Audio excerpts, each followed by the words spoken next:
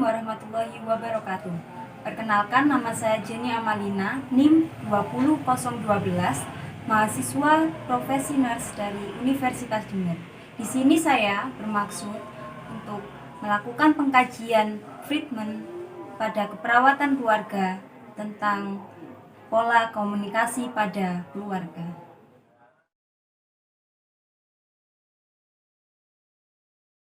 Assalamualaikum warahmatullahi wabarakatuh. Waalaikumsalam warahmatullahi wabarakatuh. Sebelumnya perkenalkan, nama saya Jenny Amalina dari perawat puskesmas terdekat. Nah, di sini maksud dan tujuan saya di sini adalah untuk melakukan pengkajian terkait komunikasi dalam keluarga.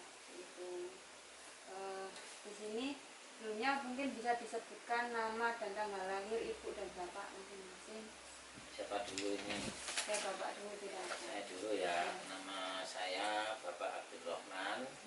Kelahiran tanggal 11 bulan 4 tahun 1572. Kelahiran di kota Jember. Kalau ibunya? Ibu Ani,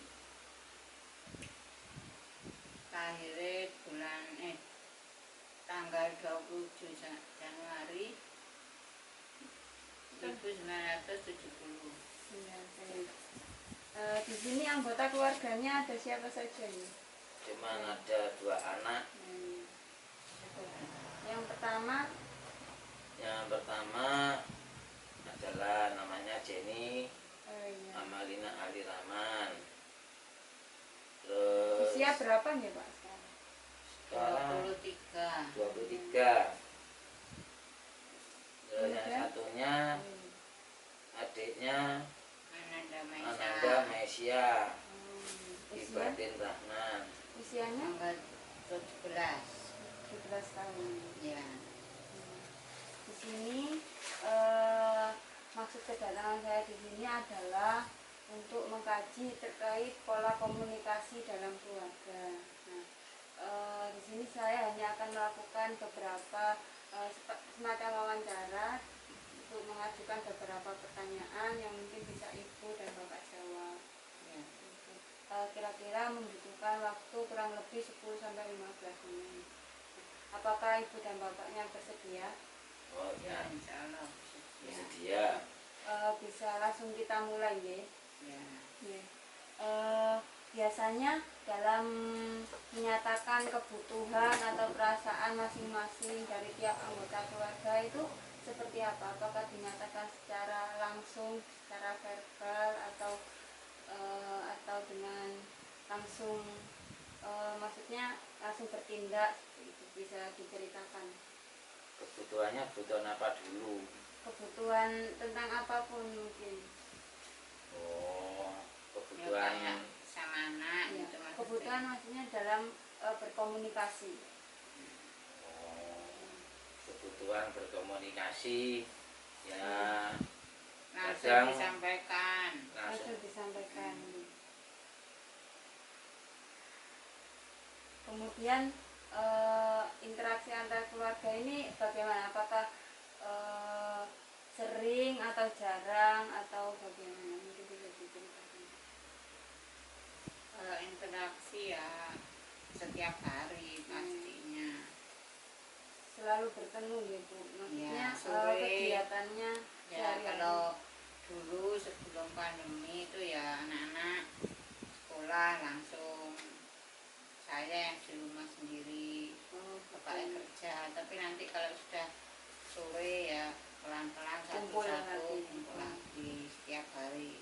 Tapi pada saat pandemi ini pasti ada perubahan ya Bu dalam interaksi dalam keluarga atau berkumpul dalam keluarga. Ya berubah drastis. Anak-anak di rumah semua, cuma bapaknya aja yang keluar. kerja Mulai pagi sampai malam. pagi sampai sore. Kemudian misalnya seperti yang Ibu bilang sebelumnya, jika melakukan komunikasi bisa disampaikan secara langsung. Kemudian misalnya ibu atau bapaknya bicara pada anaknya, bagaimana umpan balik dari anaknya itu? Maksudnya dalam menggali sesuatu, misalnya bertanya pada anak, ibu bertanya pada anak, itu bagaimana respon dari anaknya? Ya enggak mesti anak zaman sekarang kalau dijak ngomong kadang enggak apa enggak reken sama orang tua itu. Oh begitu ya. Biasa baru ngomong dua tiga kali baru berdiri, Kadang mendengarkan, kadang memperhatikan, tapi kadang juga menjengkelkan. Iya, biasanya jika mengalami permasalahan dalam keluarga, kemudian mengkomunikasikannya, biasanya itu bagaimana? Apakah lebih ke ya udah biarin aja, atau meluruskan masalah tersebut? Ya tergantung masalahnya. Semuanya kan ya tergantung antara anak sama bapak. Orang tua itu bapak sama ibu itu jelasnya ya pengertian sama anak, tergantung nanti anaknya ngerti ndak sama orang tua. Ya alhamdulillah semuanya itu, kedua dari anak saya itu ada keprihatinan dalam segi perekonomian. Zaman sekarang kan COVID, jadi di mana-mana tidak sebebas sebelumnya, mau keluar mau kemana, nah itu terbatasi. Jadi kebanyakan ya ada di rumah. Kalau soal kebutuhan interaksi sama anak kepada orang tua, ya itu ya tetap apa ya, pertanggungjawaban orang tua itu ada. Nah, tapi meskipun gitu kita nggak bisa harus menyelesaikan itu juga, tergantung permasalahannya besar kecilnya apa gimana. Kalau memang itu gampang ya mudah ya kita bantu tuh, tapi kalau berat bagi orang tua ya anak juga harus prihatin dan menerima kondisinya seperti itu. Ya syukur alhamdulillah anaknya semua itu mengerti.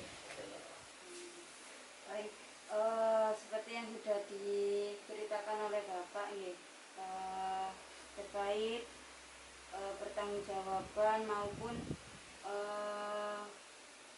umpan balik dari orang tua ke anak atau anak ke orang tua.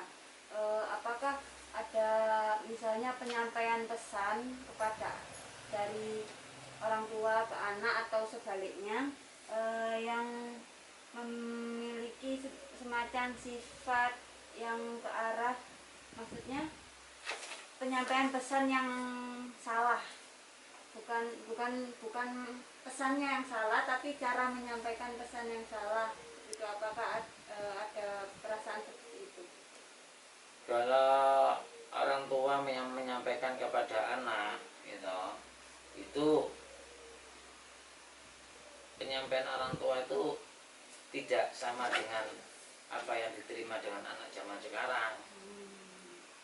Itu jadi ya antara lain antara orang tua sama anak itu ya kadang diterima kadang enggak, seperti itu. Jadi lebih ke bagaimana menerimanya ya Pak? Tergantung dari menerimanya anak tadi. Nah itu seberapa sering misalnya penyampaian pesan yang secara emosional itu disampaikan? kalau kebutuhan anak ini sering sekali, tapi ya tetap orang tua tetap mengusahakan bagaimana. Ya intinya kalau nggak sekarang ya lusa, kalau nggak bisa lusa, nggak tahu kapan bisa, harus bisa memberi satu kebutuhan pada anak.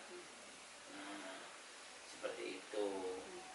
Kemudian saya lanjutkan ya Pak. Nah ini kan dalam anggota keluarga kan ada anak di usia dewasa muda 23 tahun dan usia remaja gitu tadi 17 tahun. Eh, Pola penyampaian pesan maksudnya pada usia perkembangan anak yang berbeda, apakah cara penyampaian orang tua kepada anak itu juga dibedakan sesuai dengan usia perkembangannya? Kalau untuk penyampaian orang tua, ibarat kita itu orang tua itu mendidik anak. Bagaimana anak itu bisa menerima dan bisa menerima pendidikan orang tua. Yang dimaksud pendidikan orang tua itu ya pendidikan secara formal. Gitu. Terus secara formal kita sampaikan pesan dijaga, boleh intinya itu mau kebutuhan mau kemana, pergi kemana, itu harus ada tujuan. Pergi kemana pun harus ada tujuan. Kalau tidak ada tujuan, tidak usah pergi kemana-mana. Jadi alangkah baiknya itu yang mana yang bermanfaat itu harus digunakan. Jangan sampai anak tadi itu pergi kemana nggak tahu, orang tua nggak tahu, ibu nggak tahu, bapak nggak tahu keberadaan anak kemana, pergi jam berapa, pulangnya jam berapa kita nggak tahu. Jangan sampai seperti itu. Jadi orang tua ini harus tetap mengetahui, dan kita mendidik anak intinya itu anak harus tahu dan diberi satu pelajaran. Mau kemana harus pamit, permisi mau kemana. Nah, keberadaan orang tua ini tahu nantinya. Nah, pesan orang tua biasanya kalau udah pergi ya jangan terlalu lama, carilah yang bermanfaat di luar, jangan sampai salah pergaulan di luar. Nah, itu yang dikhawatiri sama orang tua sekarang. Jadi lebih ke arah tentang kepergaulan, kemudian aturan-aturan keluarga semacam itu, Mbak. Ya, seperti itu. Kemudian mungkin ada masalah-masalah lain. Tadi kan kita sudah membicarakan tentang bagaimana cara penyampaian pesan, kemudian bagaimana proses penyampaian pesan, kemudian tinggal balik keluarga. Mungkin ada masalah lain yang dikeluhkan dari keluarga ibu bapak sendiri yang maksudnya masih belum bisa terselesaikan. Mungkin bisa diceritakan. Kalau suatu keluhan itu pasti ada, tapi keluhannya orang tua ini ya lumrah aja sebagai orang tua. Umpamanya anaknya sudah dikasih tahu seperti ini, ya sudah. Gitu. Tapi alhamdulillah ya dari kedua anak saya tidak ada yang itu bandel apa. Semuanya itu patuh pada orang tua. Ya alhamdulillah. Satu pertanyaan lagi ya, menurut ibu bapak sendiri faktor yang mempengaruhi dari komunikasi dalam keluarga itu apa saja? Misalnya kebiasaan atau faktor budaya, lingkungan, itu mungkin bisa diceritakan juga. Kalau urusan keluarga itu maksudnya ini komunikasi dalam keluarga. Yang mempengaruhi komunikasi dalam keluarga kan mungkin bisa saja dipengaruhi oleh misalnya karena suku, budaya, lingkungan atau kebiasaan dalam keluarga ini sendiri. Kalau lingkungan, kalau budaya tidak. Kalau lingkungan ya ada sedikit. Ya intinya itu cuman bergaul biasa, tidak sampai bergaul, intinya itu melebihi batas. Untuk tetangga sekitar gitu apa banyak juga komunikasi? Ya komunikasi, interaksi ada, yang penting-penting aja biasanya. Komunikasi mau tanya apa, terutama dalam kegiatan ibu-ibu itu di PKK. Itu komunikasinya tetangga. Anak-anak juga jarang keluar rumah itu. Berarti hanya pada momen-momen tertentu saja. Momen-momen tertentu aja yang dibutuhkan. Jadi izin keluar di rumah itu ada tujuannya, itu aja. Lainnya tidak ada. Jadi anak masalah kayak lingkungan itu tidak ada pengaruhnya. Mungkin kalau dari budaya mungkin karena bahasa nih, bahasa Jawa ya. Mungkin karena bahasa itu ya bisa ya. Bahasa yang sehari-hari digunakan bahasa Jawa. Kalau bahasa sehari-hari ya kita bahasa Jawa, intinya ya bahasa Surabayaan, Mbak. Ya, seperti itu. Tidak mempengaruhi banyak nih, Pak. Nggak ada pengaruhnya. Kalau masalah budaya itu kan bahasa komunikasi sehari-hari. Baik, dari hasil pengkajian yang saya lakukan, pola komunikasi yang dilakukan oleh keluarga sudah cukup baik. Seperti yang disampaikan oleh Ibu dan Bapak tadi, penyampaian pesan secara langsung, kemudian penyampaian perasaan juga bisa secara langsung dilakukan tanpa misalnya menyimpan perasaan bagaimana, seperti itu sudah bagus. Kemudian respon timbal balik antara keluarga, ibu ke bapak, suami istri, atau orang tua ke anak dan sebaliknya, itu juga sudah ada tadi, timbal baliknya juga sudah jelas. Ada aturan-aturan tertentu yang mengikat keluarga, bisa menjaga keluarga, ada batasan-batasan tertentu sehingga ada batas jelas terkait keluarga dengan komunikasi keluarga, antar keluarga, keluarga dengan lingkungan, seperti itu sudah bagus. Oke, mungkin untuk kedepannya bisa ditingkatkan lagi terkait interaksi saja antara ibu dan bapak atau orang tua ke anak dan sebaliknya, semacam mempererat lagi interaksinya untuk menjalin hubungan yang lebih erat lagi, lebih harmonis ya.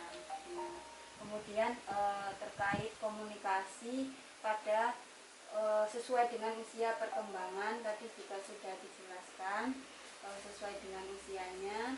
Mungkin anak yang remaja itu bisa mempersiapkan juga terkait perkembangan yang lebih lanjut, kan nanti mungkin anaknya yang usia remaja mau lanjut ke perguruan tinggi, kemudian anak yang usia dewasa muda mungkin melanjutkan ke pekerjaan gitu. Nah, itu pola komunikasinya antara orang tua dan anak mungkin juga bisa disesuaikan. Nah, sebelumnya apakah ada yang ditanyakan? Oh, tidak ada. Saya sebagai bapak dan ibunya ini juga terima kasih banyak yang diwawancarai dan memberikan suatu motivasi buat keluarga kita ke depannya menjadi keluarga yang harmonis. Baik, saya juga terima kasih banyak ya sudah bersedia untuk dilakukan wawancara terkait komunikasi dalam keluarga ini. Semoga kedatangan saya ini